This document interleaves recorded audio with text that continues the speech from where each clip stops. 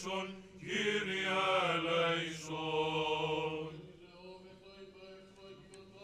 Επισκόπου και Πάπα Ρώμης Φραγκίσκου και του Αρχιεπισκόπου και Πατριάρχου ημών Βαρθολομαίου και υπέρ του κατευθυνθήνε τα διαβήματα αυτών εις πανέργων αγαθούν.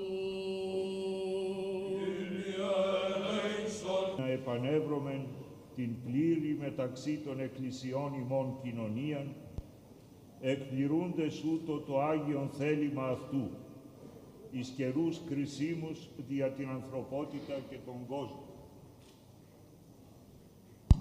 Διότι κατά των Ιερών Χρυσόστομων τούτο εστίν ο μάλιστα συγκροτεί τους πιστούς και την αγάπην συνέχει, δια τούτο η ναόσιν εν φυσίν ο Χριστός.